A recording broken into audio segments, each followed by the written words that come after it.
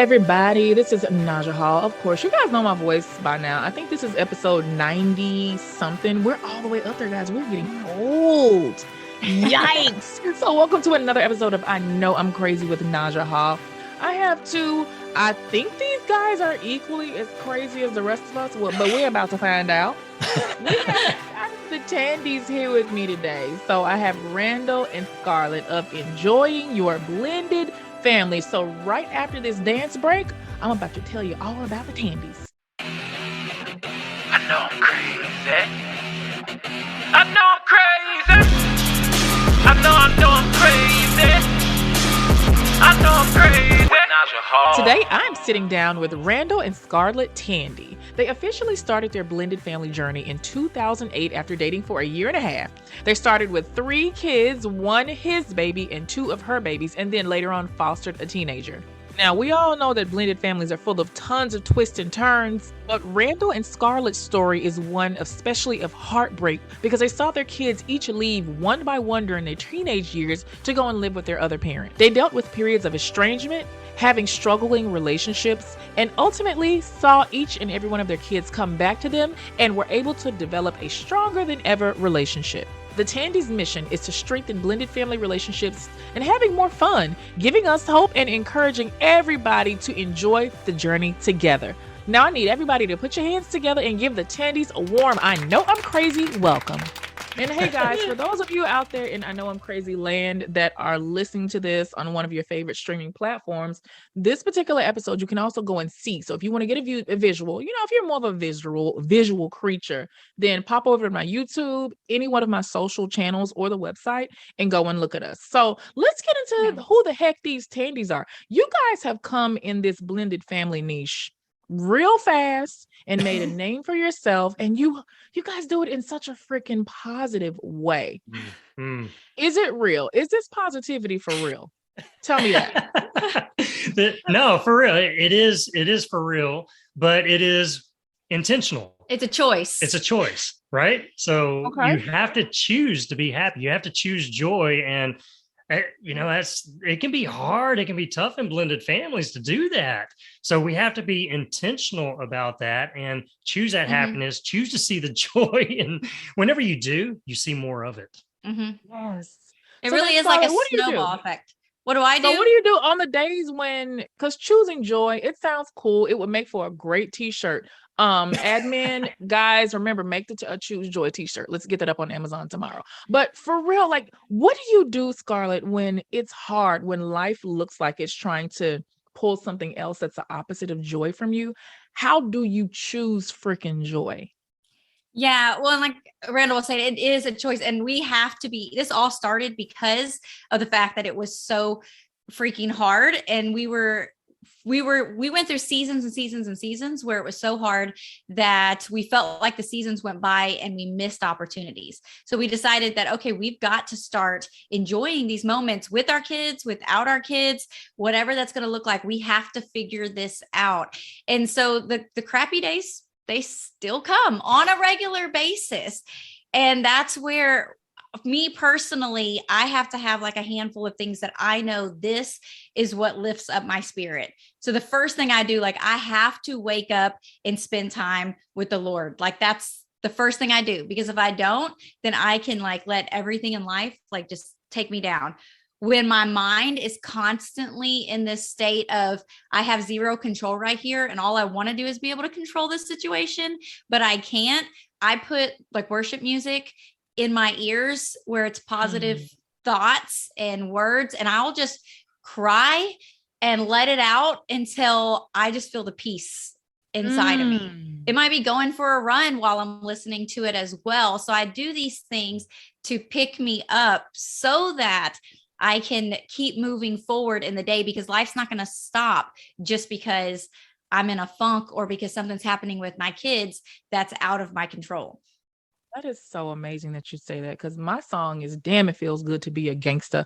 But However, however we I was just like, no, worship music though, worship music that I always cry whenever I listen to worship music, like during Sunday mornings at church, the prayer and worship time is like I'm snatching lashes off and I'm crying like, oh, because I'm acting so ugly during the week. So I feel like God is like, girl, you better come here and get real.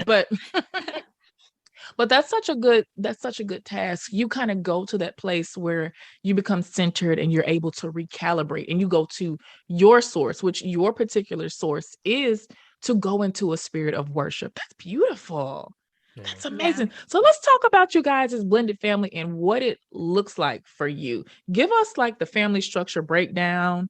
Who did what, who was married before, who ain't. Give us the breakdown. Yeah, for sure. We both were divorced. We came from divorce, and I had one biological child, and she was 8 years old when we met. She had 2 biological kids. Funny story, both of our girls are named Riley. So initially when she had started looking at possibly us talking, she was like, oh, this won't work. Yeah. We have 2 kids the same. So what do you do in that situation? You can't marry someone and have 2 kids with the same name. But hey, it worked. And so yeah, no, we came together just kind of, beautiful, and we married, and we said, this is it. Divorce is not an option. We've already been down that road, and we chose that, we're going to, through thick or thin, we're going to make this work. And so, no, we did. And it wasn't until probably about 5-6 years later, we added an addition to our family. It was an 18-year-old youth student that we had. Not a normal addition. Yeah, not a normal addition, but yeah, it's just kind of. Wait a minute. What? Well, y'all gotta wait, but go back.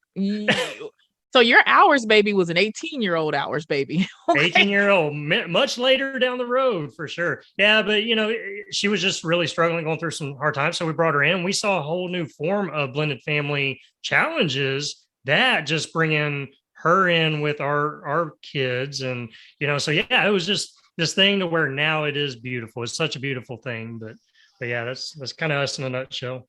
Yes. And all to get to the beauty too, right? Yeah, and that's what I was going to say, because he just skipped right over anything that was difficult. Scarlett, I was going to go back and say, wait a minute now. That was the abridged version, Rand, but I need the full. Okay, so we gave you the short version. Now we can dive in. We can dive in a little deep, and yeah. We definitely had a lot of seasons. Yes. So then let's talk about, because both of you previously were married. And then you've gone through the devastation of divorce for whatever reason, and you guys came together. Before we talk about the previous relationships, I want to know, how'd you guys meet? Because there's a lot of divorcees that listen to this podcast and they're thinking that they can't find love again or they feel hopeless. How did you meet? And give some suggestions to those divorcees that don't think that their second life is out there. Yeah. I mean, for us, it was through sort of a mutual friend. We were both just involved in our kids' lives, just, being single parents at this point. I was very freshly divorced, and he had been divorced probably about 5 years, 4 or 5 years. 4 or 5 years. And both of us raising our children full time at that point. And so I had friends that their children were on the same softball team as his daughter. And so they called me up and was like, hey, we have this single dad we want you to meet. And I was so freshly divorced. I was like, I am not ready. And then they told me the whole, oh no, he's perfect. He's hardworking. He's good looking. Like, he's a great dad. Wait a minute. How were you on the market, Randall, for 5 years though? I don't know. What's the deal? It was a choice, and I really put my daughter first, because we went through it was such a tough divorce that, it was just a tough transition. We were living in one state and just really felt like me and her needed to come back to this state where I had my family at. So, it was a lot of transition periods, and just really took time to focus on me and who I was, and being a dad, taking care of my daughter, and just, I was just very involved. Just wish more men would do that though. Just figure out who the heck you are. And then you were a custodial dad. So you had like this whole, the social stigma that comes along with that and finding support. So it's good that you were like, wait, let me just make sure. Yeah. Make sure. So then Scarlett, they're like, hey, we got this hot dad for you. And you're like, oh no, I'm not ready. So what happened? Yeah, so I wasn't ready because it was still so new, and I didn't think I could ever love anyone like I love my ex-husband, because we were high school sweethearts and stuff, and I just didn't even know how that would be possible. And I just began praying and asking, like, God, remove this feeling like from inside of me. I don't want to feel this way towards my ex, because we don't have a future together. I mean, I wanted it, but we didn't have it. And so I began to pray that, and I spent some time just allowing that to take place. And then one day I just, and I talk about God a lot because my faith is really what brought me to this place where I am at and able to be the parent that I am and the wife that I am and all of that. So I told God, it's a funny story, because I was in the shower one day and I was like, God, I think I'm ready. And this guy that I had never met before in my life, only one conversation had taken place of my friend calling and telling me about him. His name came up and I was like, what? So I jumped on it. I called my friends. I said, hey, I want to meet him. Y'all have any softball games coming up soon? And of course they did. I was living about an hour away. I drove down. I'm a little impulsive in that kind of way. Like when I want something, I want something. I want to go get your man. Listen, yeah. So I drove down. I came, it was our hometown that I was driving back to. And so I drove, everyone in the stands knew that I was there to check out Randall, except Randall. Had no idea. I think, did your mom know, or she didn't know? I don't think even my mom knew, because it was just me and my mom. They're watching my daughter play. Had no idea. Oh God. So I saw him and I was like, thumbs up. I want to meet him. They introduced us after the game. It was a very quick interaction. We were both kind of awkward and weird with it. And it was back with flip phones. So he took my number down, and then he went to go work in the concession stand for his daughter, because that's the kind of guy he is, all in the concession. Really? Come on, Randall. I was like, Scar, I got to go. Let me get your number. We can talk later. Now, I messed up though. I messed up back in I don't know if you remember flip phone days, but I closed the flip phone and I didn't save the number. You didn't save it. I didn't save it. And so it wasn't until later on that I realized, I went back to find the number and it wasn't there. And so I panicked and didn't really know what to do. So it was like a couple of days later that finally I'm like calling up the coach's wife and saying, do you have her number by any chance? And she's like, are you serious? You lost it already? It's been days. Are you? And they already been asking me. I was like, he must not have liked me. It's okay. It's fine. And really flip phone. Yeah. Cause if you don't hit save, and I don't know how old, we had some young millennials that listen to this. I don't even think they're probably like flip phones. You guys are dinosaurs. But I remember, the past. It is. It's so weird. Like if you don't hit save on that flip phone, it's over. It's done. Remember, you had to, like, if you wanted to text somebody a word with an S in it, you had to press like 4 buttons. And I was a master at that. So when we got the touch screen, it was like my thumb is too big, because I was like, I knew how to click those.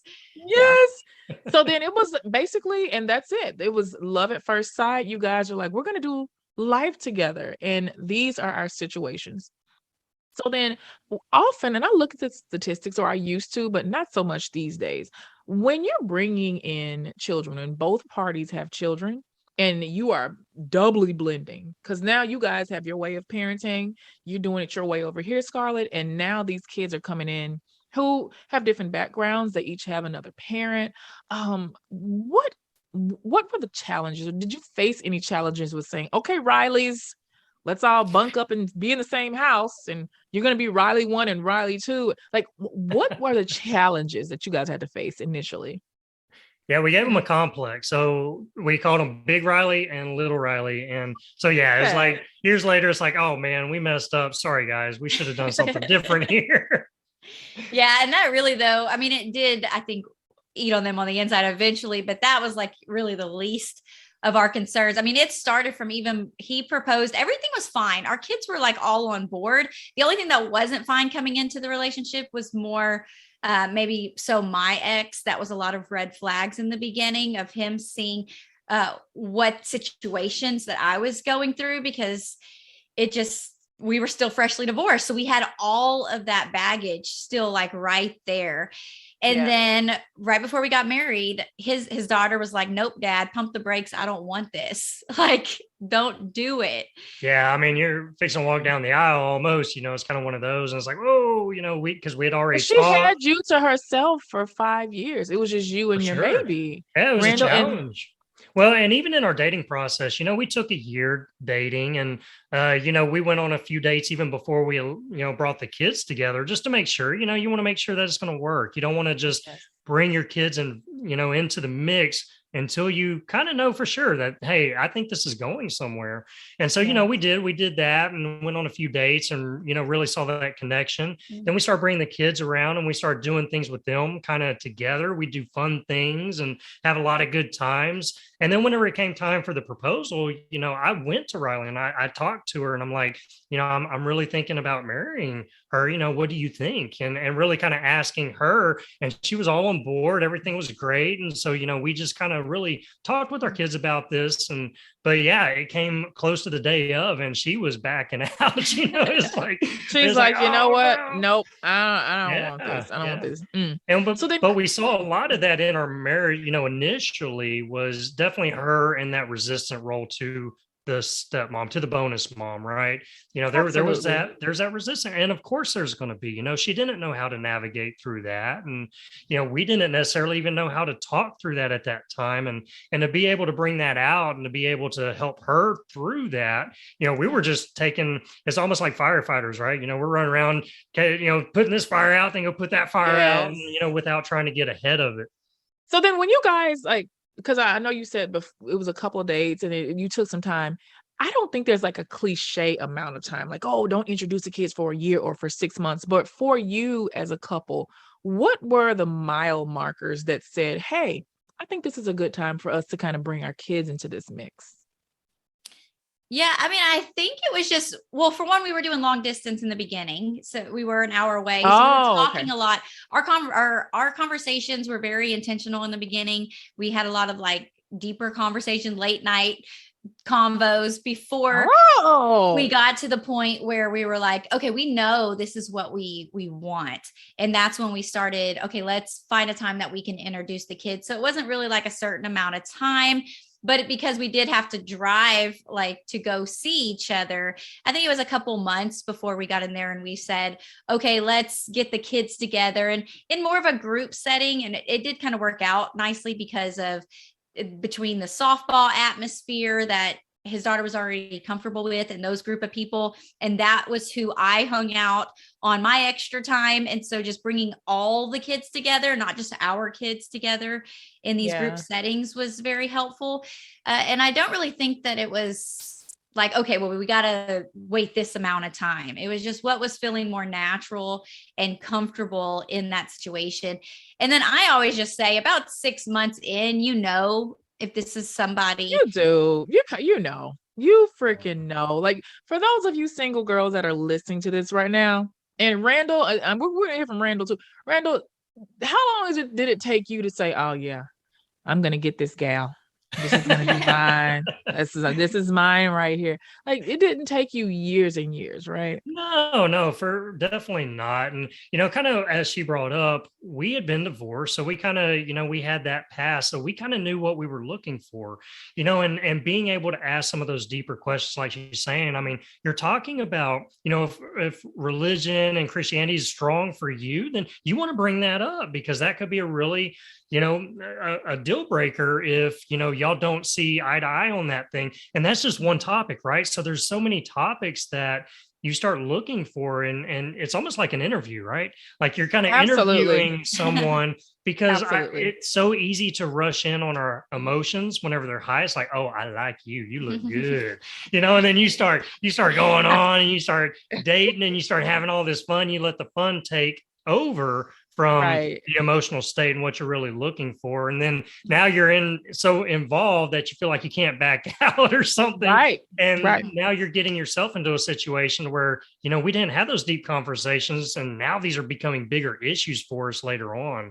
So it really is, I think that was something that we did right. We did a lot of things wrong, but, we definitely did that right about talking about some of those things and our wants, our likes, dislikes, what Just we're make looking sure that for some of your in a core marriage. values were Yeah. similarly aligned, right? So For then let's sure. talk about what we did wrong, because I mean, I built 2 whole platforms on all the wrong stuff I did. Nobody's going to get it right. None of us, know exactly what to do. But then let's talk best practices and some of the things that you guys learned just by bumping your head. So what did you do wrong, categorically wrong?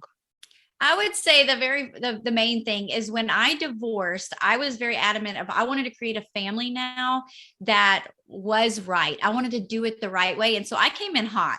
And I wanted to be a mom and I wanted him to be dad in our household. And in that sense, I never really came about it in a way of like with my stepdaughter, like, hey, I'm not trying to replace your mom. Like I thought, okay, her mom is in a whole nother state. She needs a mom. I'm here. I can play that role. And so I came in with that mindset of mom, and that pushed her further away. And the more I'm a people pleaser and I want to come in and just make people like me.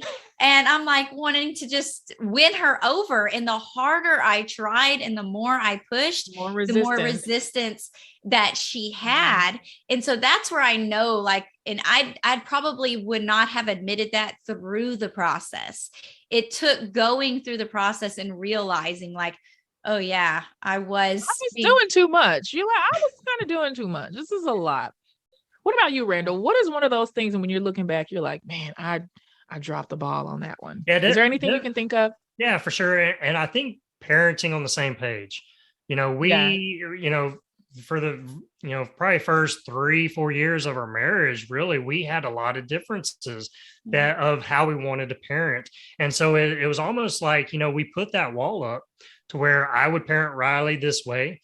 Even whenever it came down to schools, we saw different things within our hometown. She wanted her kids to go to this one school and I wanted mine to go to another. I mean, it was just the little stupid things that we had that we didn't really I would parent one way and she would parent another. And, so we had a lot of differences, and it wasn't until later to where we learned to really compromise and we learned to come together as a unit, as it's like, what, we are one team, and whenever we approached our family that way, whenever we finally got that, and we were able to come together and start talking through these problems and reaching compromises and that give and take, man, it revolutionized our marriage, revolutionized our parenting. So that was a big challenge that we faced. And I know a lot of families out there, a similar situation where like he would say, I was very lenient with my kids. I wasn't hard enough. And I thought that he was too hard on them. And then both my kids were diagnosed ADHD. Well, during the marriage, the early years is when we just realized that they were ADHD. And so that has a whole nother aspect of how kids interact and how they do and how well they listen. The first time he raised Riley where he told her to do something and she did it. I told my kids to do something. We talked about it. They complained, they whined, and I told them again. And then eventually I would lose it on them. And then maybe they did what I asked. He is seeing this and he's like, oh God, what is happening? Like, Well, kind of like you were talking, the two different parenting styles, right? You had mentioned that earlier, and it's so big to be able to talk and work through that. And I had gotten like in my head and what I thought, because I didn't want him to see that side of me, I began to parent away from him. So I would act all like whatever in front of him, in front of the kids. But when we were by ourselves, when we would get in the car, when we would head to school, whatever, then I would just go off on them. And then I would turn into crazy woman because I was too scared to let him see me actually parent in that way because I was afraid he was going to leave. And I didn't want to find myself 30 years old with 2 divorces behind me and being, trying to figure this thing out again. So I really kept that side of me hidden and secret. And what it was doing is it was really messing with my kid's head. Cause you could imagine you're seeing 2 different sides of mom, Right.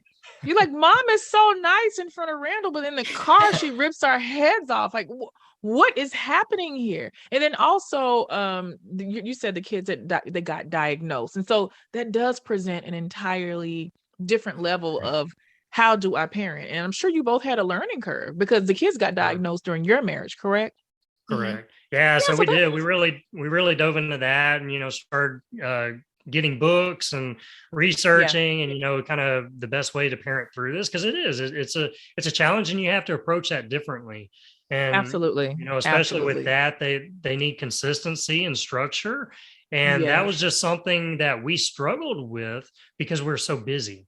We kind of let the busyness of life pull us away to where we couldn't really have a good structure.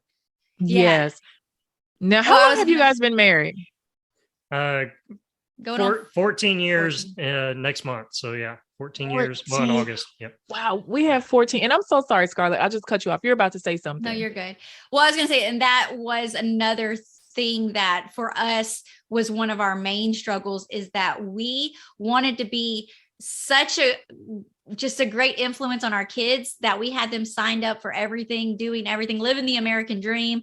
But it caused us to not have any time to come together and create this family in our household, because we were always gone or doing or going in that situation. So we would try to come up with a game plan. We were like, okay, so we're going to do this. This is how we're going to parent. And then life would happen. They would go to their other parents, and then we have to deal with when they come back and that whole transition period, and nothing was ever consistent. And so we couldn't ever just get a hold of what it needed to look like in our family. Does your partner share kids with a loony? Are your stepkids driving you up a wall? Is your partner failing miserably at setting boundaries? Well, VIP Stepmom is where you need to be. We're an exclusive private community just for stepmoms, and we'd love for you to join our tribe.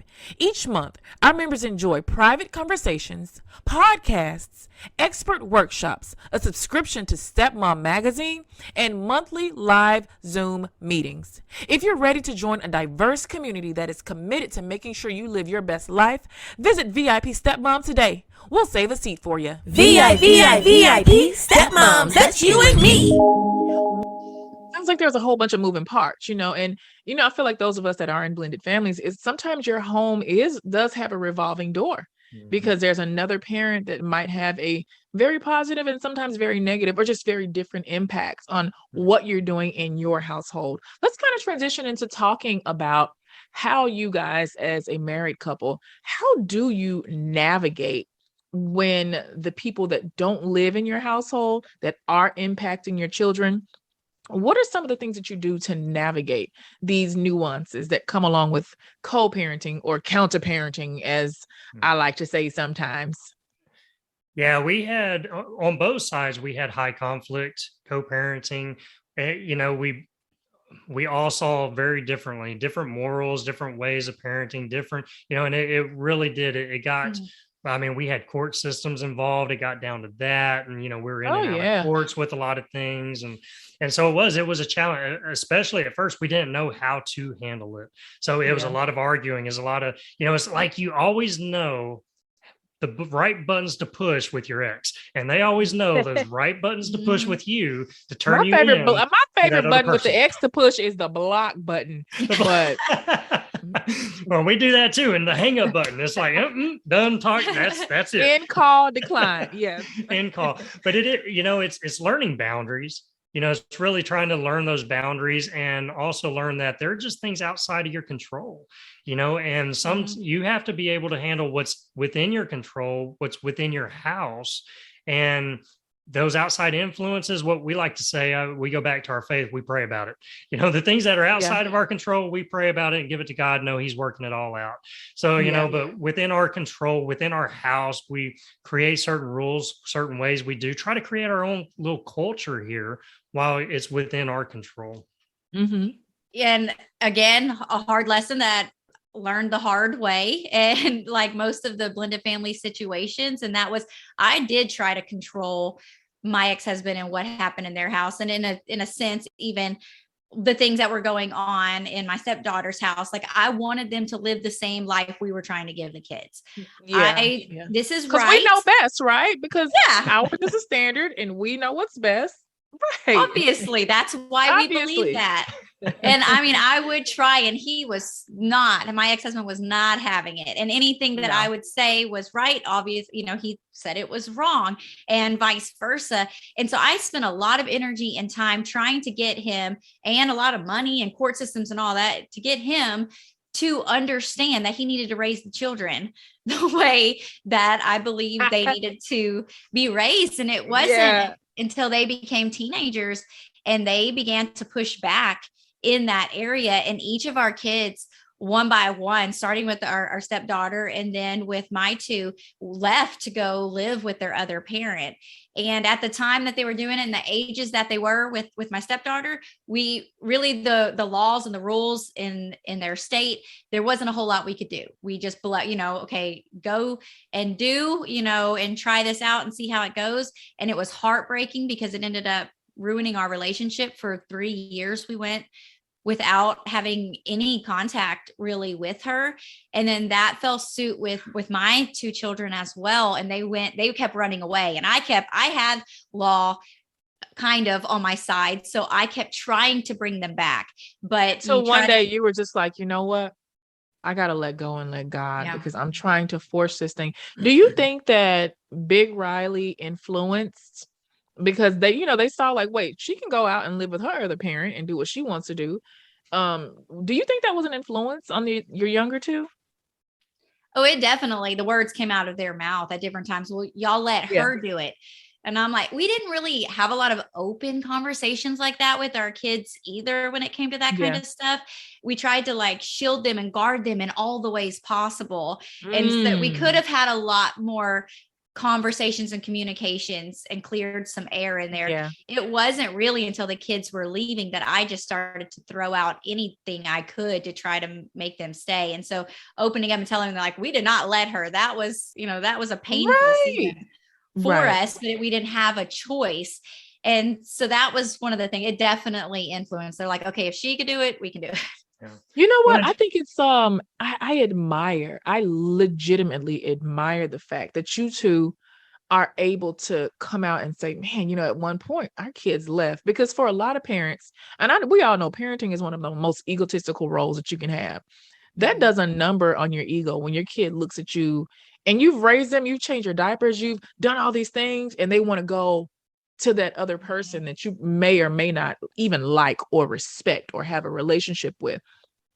I imagine that it feels defeating, and it's humiliating, and it's very humbling, So you mentioned the 3 years that, you had this 3-year space of just silence. Was this alienation, or was this just time that everybody needed to heal and let's pump the brakes and you go do your thing and I do mine? No, it was definitely blocked. I mean, whenever my daughter left, it was more of those. I fought really hard, and legally I could have made her stay. And I did a lot of things like canceling plane flights and things of that. But after really, I was looking for wise counsel. I'm calling my pastor. I'm calling, anybody. And I'm arguing on the phone with her mom. And I mean, it was very ugly and very nasty. But it came down to one day really kind of seeing where she was and knowing no matter how hard I fight, I could have fought to make her stay and made her stay. But it would have messed her up here. She was already gone in here. And if I had forced that, that's not healthy either. So even if I disagreed with where she was going or the lifestyles, no matter what, this wasn't healthy. And so I knew that I had to come. Randall, what was her reason? Because I know we're talking teenagers, and guys, we all know teenagers' brains ain't even developed. But they look grown, they smell grown, but they do not have the capacity to make these decisions. So for the parents out there that are literally dealing with the same thing, because there's so many that are probably too embarrassed to say, and they think they're losing, air quotes, losing their children. What were her reasons? This is the hardest part that we see in so many blended families is when our kids hit those teenage age, they looking, the grass is greener on the other side. And especially if they've been with you the majority of the time, they want to explore, they want to know. And the truth is they are still their other parent, whether you like it or not, Mhm. and Yeah. so they always, it's always that thing, Desire. around the 14, 15, 16-year age, they push back and they have those desires. And for her, that was it. She missed her mom. She wanted a relationship with her mother that she hadn't had, Yes. and she was really fighting for that. And even in our house, you saw the pushback especially from a stepmom's role. That's one of the toughest positions. I give kudos to all stepmoms out there, because that really is. That's one of the most challenging positions. But there was so much pushback and resentment that she wanted that relationship with her mom. And she had even opened up. It was years later, after she came back, and she did come back, and it was a beautiful story, and everything was restored. And even our relationships with all of our kids are at the best they've ever been. That is just a phenomenal thing what has happened. But at that time, it really was. She looks back now and she says, you know what, I saw little Riley and Devin with you, Having a and mom. I Ugh. wanted that.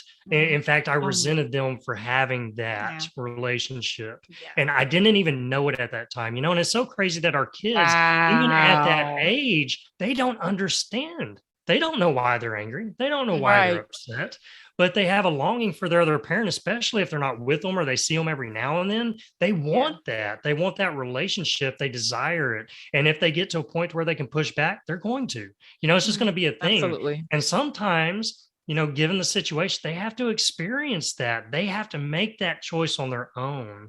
They And do. and that's the hardest thing as a parent. And I know probably people listening right now are saying that sucks, and it does. Yeah. That sucks as just being a Ooh. parent right there, being able to Oh go my through that. But let me tell you, whenever that alone strengthened our marriage, Yeah. at a time to where it could have broke us apart, it strengthened us because we chose to latch onto each other and to cry on each other's shoulder, and to, it built our faith. Our faith just, totally grew, so that came from it. And then our relationships came back. I always love to say our kids at that age, they leave for a little while just at who they are. They become different people. They become really weird at that age. Then they come back to sanity and reality. Yes. So, Yes. they do, and they come back, and you can have some beautiful relationships, but it is on how you go through that and not make them more damaging. You want to do Right. things Right. within that time period that will allow them to come back without continuing. Ooh. Scarlett, I want to put a pin in it. I have like 50 million questions for you. But then when she came back, Randall, when she was like, okay, let's open the door. You've had this 3-year period of pretty much dead silence, right? Yeah. How was the transition to saying, so hey dad, grass ain't greener, or hey, I think I'm ready now? How does that go? Yeah. So whenever she left, she had built up these monsters in her head, outside influences speaking into her, to where she really created, we were the monsters. We were against her. You're the bad And guy. exactly. And so when she left, that was her mental state at that time. So when she left, she blocked me from all social media. She blocked me from phone. I couldn't message her. I couldn't call her. She wouldn't answer. And so, we did that for years, and I would attempt and nothing. And you're talking about a dad who's just brokenhearted. I'm sitting here crying, saying, I don't even know if I'm going to get to walk my daughter down the aisle type mentality. You didn't see an end to any of this. You go through these emotions, but like I said, we lean on each other. We grew our faith. But there was a time whenever Susan, our oldest now, she came into the picture, and my daughter started seeing that on social media, and she was like, it's like, who is this girl? She was like, replacing me? They just replaced me. Exactly. She replaced me. And so now there's all this bashing and talk. And I'm like, that's not even it. You don't even know the story, man. I want to tell you, And so I was like broken heart whenever I heard that. I'm reaching out, and, I'm talking with our youth pastor and saying, hey, could you call her? Could you reach out? All these avenues just to make a connection to where she would start talking. But I had to get intentional. This is one of the points to where you could just throw your hands up and say, there's nothing I can do. But the thing is, I was like, you know what? I'm going to call her once a week, every week, and I'm not going to stop. I'm going to let her know I'm there. I'm going to let her know I care and I love her and I want to talk to her. So I put a reminder on my phone every Sunday. I would call her. And, there was times when she didn't answer, but finally she did answer. And whenever she answered, it was very surface level. It was like, hey, how's the weather? The weather's good. Communication is opening up at this point. I had to be intentional to try to open up that line of communication. And after us doing that, we started really being able to have good conversation. She started letting her walls down and we started to really talk and connect. And finally, there was one day to where she was like, Dad, I want to come down and visit. And I'm like, yeah, let's do this. And we wait a minute. What about the influence from her other parent? I mean, there was a lot of bad things going on with her at that time and with the whole situation, which we kind of knew was going to happen, but she had to experience it. She had to find out, y'all. That's what I tell people. These kids, sometimes you just got to sit back and shut your mouth and pray that God protects them and nothing bad happens to them and that they can recover, but they got to see some things on their own. Part of that too, she had already left her mom's situation, was living at her grandmother's, her mom's mom, because she knew she got to a place where this wasn't good anymore, but she was too scared to come back. She was humiliated too. She was like, dang, I put my foot in my mouth. But she told you, she says, Dad, I want to come to see you guys. And so we had a couple of times to where we got her a plane ticket, and day of, she got really anxious and she backed out. And so here we are, we're like, oh my goodness. And so she's calling me down and then get on the plane, and we're like brokenhearted. We bought all her favorite foods, everything to prepare the house. We're so excited. We hadn't seen her in years. And then she's not, we are sitting in our room on the ground crying, like, come on, God. So it took that a couple of times. And finally, one time I'm like, you know what? I will drive up there and get you. And so and she was cool with that. And I'm like, let's do this. So I drove, it was like a 10-hour trip there. And then we turned right around and did another 10 hours back to. So it was just you and her in the car for 10 hours. And her. I drove up there to get her. That way she didn't have to do the whole plane thing. And so, I was on the road for like 20 hours that day and it was so worth it. Whenever I picked her up, I still feel that hug. I still feel that hug from her. Don't make me cry. Yeah, I'm like trying to cheer up a little bit. I feel like I'm about to cry too. It was such an impacting moment. And then on the ride back, we just had such great conversation. We didn't stop talking to each other, and it was such a beautiful thing. And just that broke down walls to where it wasn't soon after that. She was like, "Can I move back in?" And it's like, "This is your house." Absolutely, absolutely. So that was Scarlett. My question for your beautiful wife is: you are literally watching a grown man break down in tears. His heart is broken, and it's a piece of his heart that you don't have access to, and there's nothing you can do to fix it. How do you, as a wife, as a person that loves him so much, how do you just sit and watch this man struggle and face this type of pain?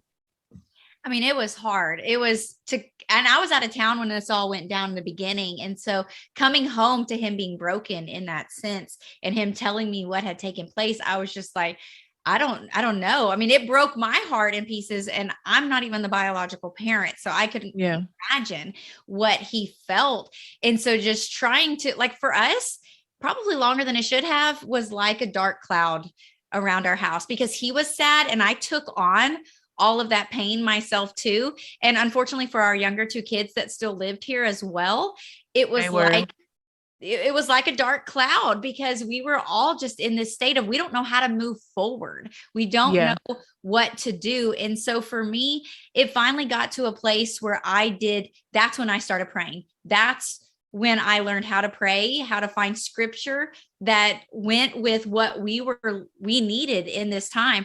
And so it wasn't with him necessarily. It was in my own quiet time that I was just on my knees, just begging God for him to do something for the situation. And every time there was this little glimpse of hope. It might have been that a text message came through somewhere, or she told somebody something that got back to us. And it was just these faith builders, these little encouragements of like, okay, God is working. He is using this. And I was a creeper on the social media. I'm good.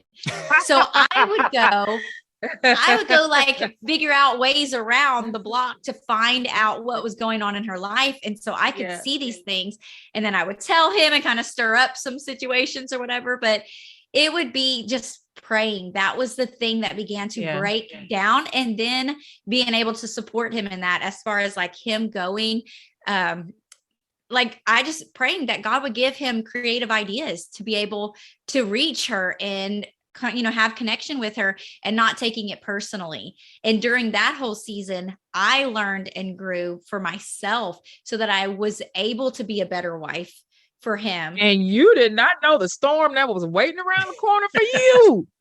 Because because now it was going to be his turn to support you.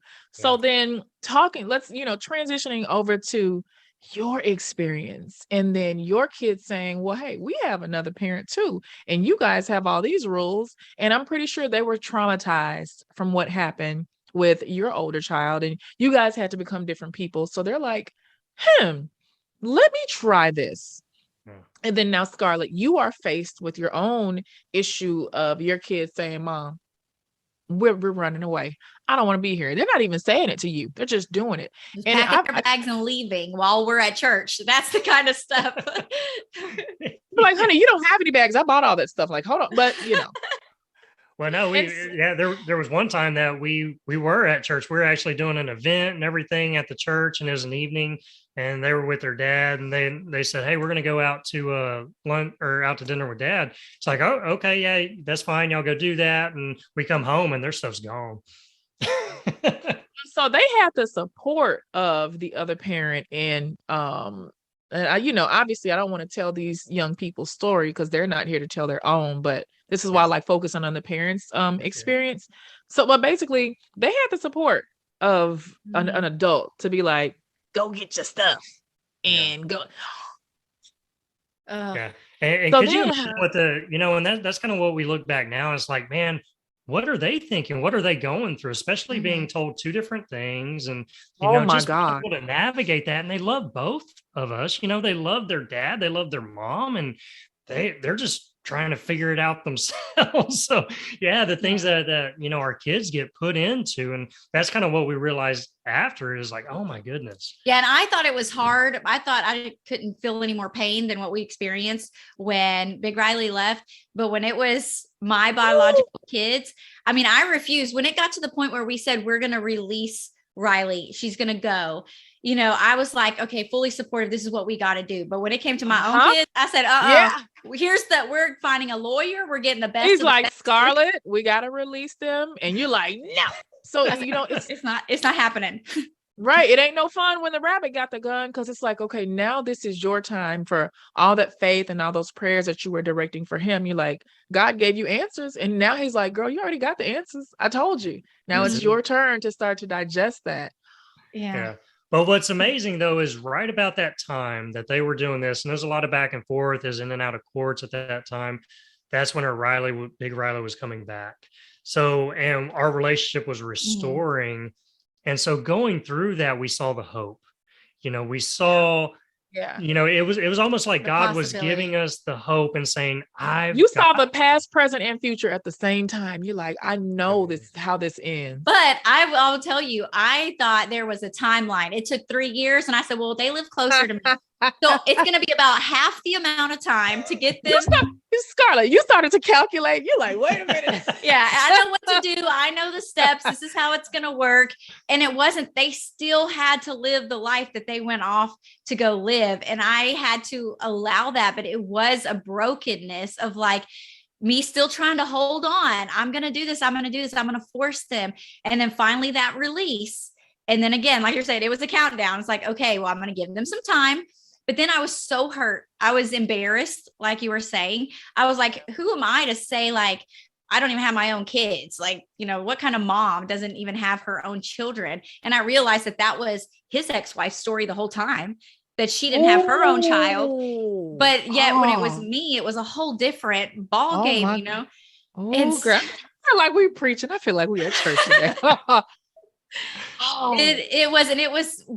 It got to a point where I had to decide that I was going to let them go, even if it came to the point that I was scared for their life. I'll be honest with you. The situations that I was afraid would take place when they were off living on their own in their teenage years, the things I always tried to protect them from situations that maybe were real or not real, that I built up with their dad and the lifestyle that he had, and just drug abuse, like the things all I of was the things. afraid of. Yes. Yep. That I was like, they're going to die. What if they die because I'm not fighting hard enough? And that was what I kept thinking. I can't let them go, God, because I can't give up on my kids. And God finally got me to a place, and I still get emotional when I talk about it, that you've got to let them go. I will take care of them. You have to trust that I will take care of them. And I said, finally, okay, I trust you, God. I trust you more than my kid's life. And that is, I felt like a bad mom to say that, to say, I trust you, God, more than I trust the fact that my kids might die in this process. And it sounds extreme, and I am a little extreme. Sometimes I can be a little extra, but when a legitimate fear though, that's legit. It's and not what kind unfounded. of mom does that? What kind of mom lets her kids go?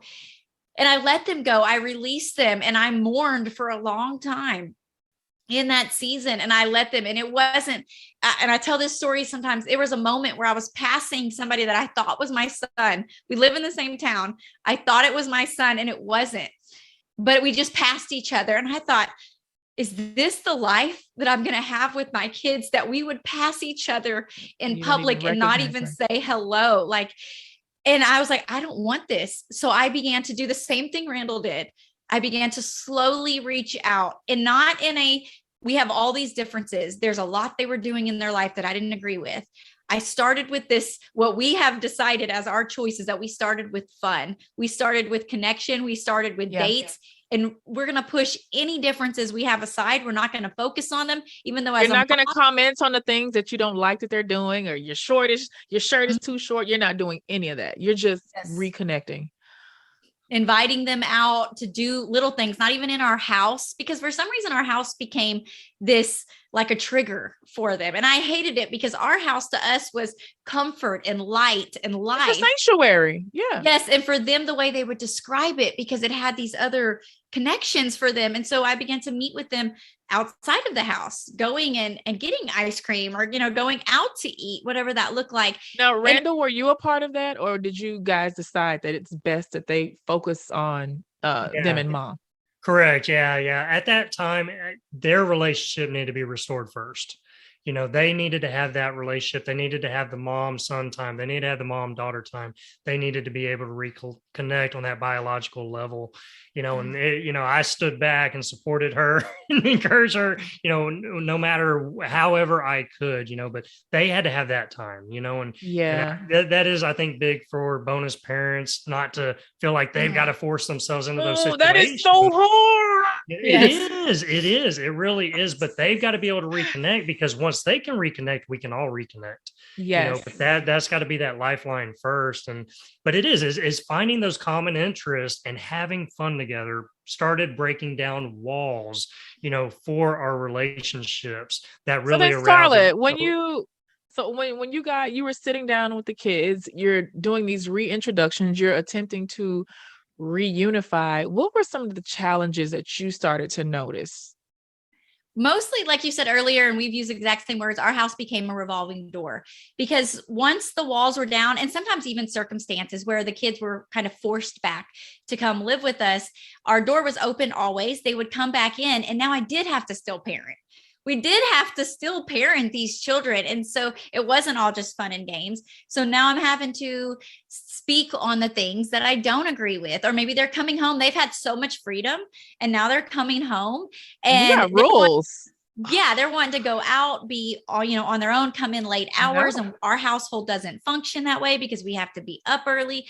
And, drug abuse, different things like that, where I'm like, I can't sit back and not say anything or do anything, because now it's our house that it's affecting. So we came to a place of, if it wasn't allowed in our house and you had to respect these hours, this is how we function. And if you can do that, you're always welcome here. But if you can't, then you need to find another place, or let us help you. That's another thing that we ended up doing really well, is let us help you find a different option than living here. I love you enough that I know this isn't going to work. And they're young adults at this point. It's not like we're sending our 16-year-old. Yeah. Yeah. They're 17, 18, 19 at Right. this age And you're where- realizing this is not working for anybody. Yeah. I admire how you guys handle this. Oh my God. So then you're saying, let me help you find somewhere else, but it can't be here, not like this. Yeah. And so that's what we did with each of the kids and helped them get on that platform. And some of them, went out and flourished, and some crashed and burned and came back. And it has been this revolving thing. But I'll tell you, each time the kids have come back, there's been a different, even when Big Riley came back, a different kind of respect for our household and just being a part of a community, and her relationship with me and the things that I poured into in those early years that maybe she rejected, that she embraced more of now because she saw the difference in different lifestyles and stuff. And so that was just comforting, knowing that we did these things. We planted so many seeds in the beginning, even though they were rejected for several years when the grass was greener on the other side. Then they began to see, their eyes were open, and they began to love and honor and respect those things that made up us as their parents. Well, and I'll tell you right now, I mean, my daughter and her they're like best friends. I always say that, and she goes, "No, we are best friends. We're not like best friends. We are best friends." They have a better they have a better relationship than I think me and her do, because they're always hanging out and always. I mean, it's just it's amazing. It's beautiful. Kind of where it's at today. Life has been, you guys you were the prime examples of life throwing all these really hard things at you, and you look like the example of what it means to flourish and enjoy your blended family. Now, we didn't get a chance too much to talk about your adopted child, but I know it sounds like that was kind of the glue also. Like, the kids are seeing this person that you guys took on, and you're their biological parents, and they're like, look how we're doing our biological parents, and they've chosen, and this young lady has this opportunity. So where does this Susan is her name, correct? Yeah. Where does Susan fit into all of this craziness? Did she say, "Oh God, I should have picked another family," or like what? No, she had her own baggage, and that's kind of one of those things to where, whenever you are fostering a kid, this wasn't a legal fostering, but it's bringing her into our home and saying, "That's still your baby. This is home. We're offering you love, support, and all that." And, she had her own issues just from her background that she was having to work with. So there's a lot of personality differences and the personality clashes that we all had to blend. It's like a whole new blending process that kind of came in for us. And she came in wanting to act and behave the way we wanted our kids to act and behave. She came in calling us mom and dad. Yeah. She came in like wanting to help, and then being like what we would consider, she's the only kid of ours that went to like a 4-year university, but that had nothing on us. That was her. She wanted prom. She wanted the high school experience, and none of our kids cared for any of that. So you guys still got to experience.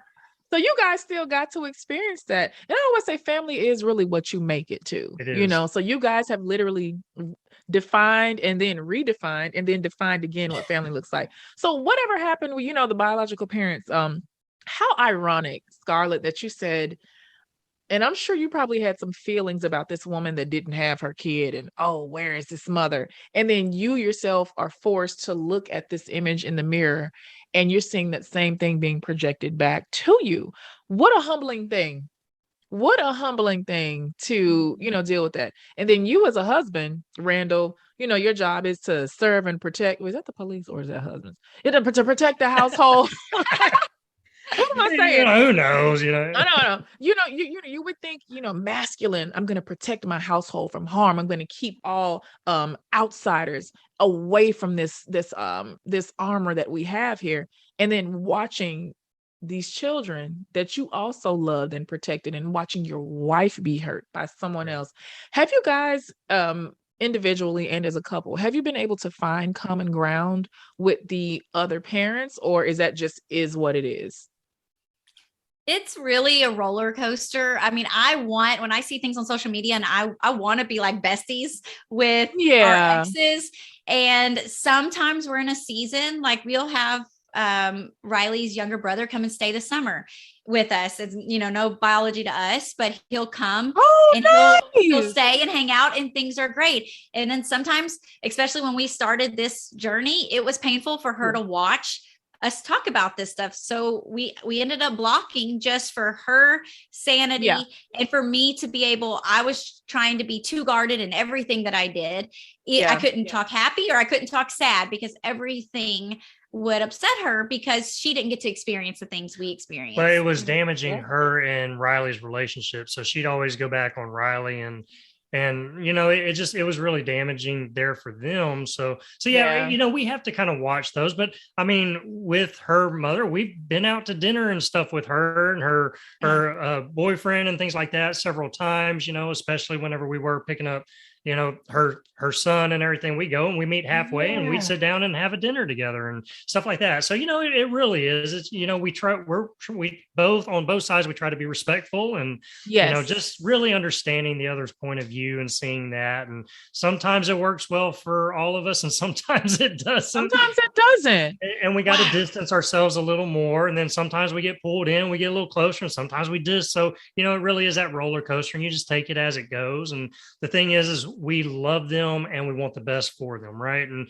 on both sides. And that's kind of the approach is, we don't want any harm. We want, I want my daughter and her to have a good relationship.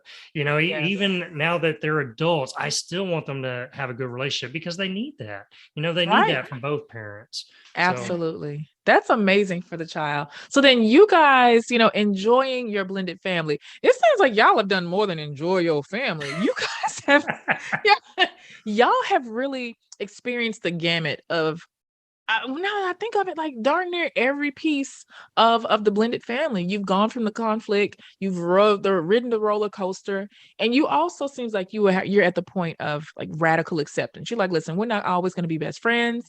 We're not closing the door, but we know how to protect ourselves and our household. Right. Wow. So then tell everybody how to find you, because I told you guys I was only going to keep you a half hour, but this guy's so good. And audience, I know you guys don't mind. This guy's so good. Y'all know I couldn't cut them off, but I want everybody, please go find Randall and Scarlett. Please go find them. And guys, tell everybody that's listening how to connect with you and how to find you.